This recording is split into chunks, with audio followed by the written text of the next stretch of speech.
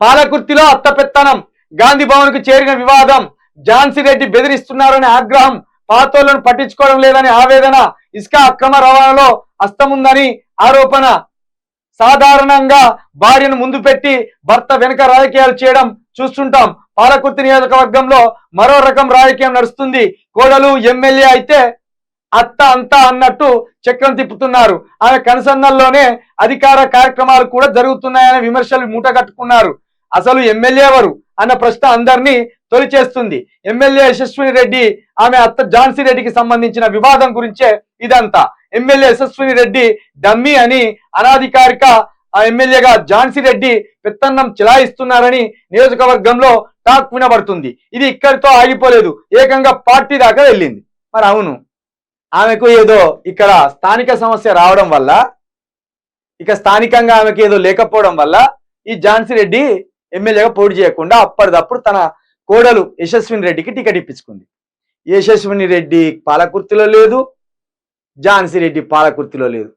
పైసలు 100 కోట్లు తీసుకొచ్చిన గుప్పిన్లు పాలకుర్తి ప్రజలు మోసపోయి ఓట్లు వేసింది. గీలా కానీ మీరు ఓట్లేస్తే యశస్విని రెడ్డి ఏం తెలివి ఉన్నదా యశస్విని రెడ్డికి?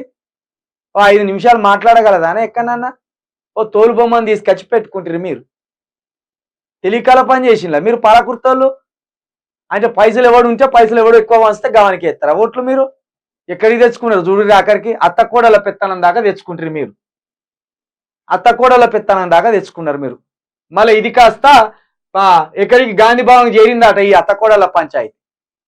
యశస్విని రెడ్డి ఝాన్సీ రెడ్డి పంచాయతీ గాంధీ భవన్ దాకా చేరిందట. నిజమే, పాతోళ్ళ కాంగ్రెస్ లో ఉన్న పాత కార్యకర్తలను అసలే పట్టించుకుంటలేరట. వాళ్ళు ఎందుకు పట్టించుకుంటారా? వాళ్ళు అమెరికాలో రియల్ ఎస్టేట్ వ్యాపారం చేసేటోళ్ళు. యశస్విని రెడ్డి అత్తగారు ఝాన్సీ రెడ్డి వాళ్ళ భర్త అమెరికాలో రియల్ ఎస్టేట్ చేస్తారు. వాళ్ళు అమెరికా నుండి సంచులు పట్టుకొచ్చి మీ మీద గుప్పంగానే పాలకుర్తిని అమెరికా లెక్క చేస్తారని భ్రమపడరా? కాస్త జ్ఞానం ఉండొద్దు మనకు? మనతోటి ప్రజలలో తిరిగేటోళ్ళు ఎవరు? మనకి 24 గంటలు అందుబాటులో ఉండేటోళ్ళు ఎవరు? మన పాలకుర్తిని ఇప్పటి వరకు ఈ రాష్ట్రంలో పాలకుర్తి ఉన్నదని తెలియజెప్పింది ఎవరు? ఈ ఆలోచన లేకుండా అమెరికా నుండి సంచులు తీసుకొచ్చి మీ మీదకి ఇట్లా గొప్పంగానే అమెరికా నుండి ఊడిపడ్డ యశస్విని రెడ్డిని ఝాన్సీ రెడ్డిని సంకన ఎక్కించుకొని భుజాల మీద వేసుకుంటారు. ఇప్పుడు అనుభవించుర్రి. అసలు ఒక్క కార్యకర్తకు అందుబాటులో ఉండరట. ఎవరన్నా పోతే అసలు పలకరించారట, అందుబాటులోనే ఉండరట వాళ్ళు.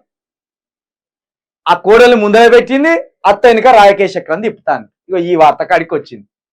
ఇక అక్రమ రవాణా ఇసుకలో కూడా ఉన్నారట. మరి 200 కోట్లు ఖర్చు పెట్టినట్టు సమాచారం. అక్కడ ప్రజలు 200 కోట్లు ఖర్చు పెట్టినట యశస్విని రెడ్డి వాళ్ళ అత్త కలిసి. మరి ఆ 200 కోట్లు సంపాదించుకోవద్దా వాళ్ళు? కాబట్టి ఇసుక దందాలు చేయవలసి వస్తుంది, భూముల దందాలు చేయవలసి వస్తుంది, భూములు కజ్జా పెట్టవలసి వస్తుంది. అవసరమైతే మిమ్మల్ని చంపుతారు కూడా అడిగితే. బుద్ధి లేకుండా ఎక్కడనో ఎన్ఆర్ఐని తీసుకొచ్చి మెడల మీద ఎక్కించుకొని గెలిపించుకొని ఆగమైతుంది. ఇక అనుభవించరు. గాంధీ భవన్కు పోతే గాంధీ భవన్లో ఎవరు పట్టించుకుంటారు? ప్రజాభవన్లోనే నీ ముఖ్యమంత్రి లేకపోయా. ఇక గాంధీ భవన్ దేకినోడేవాడు?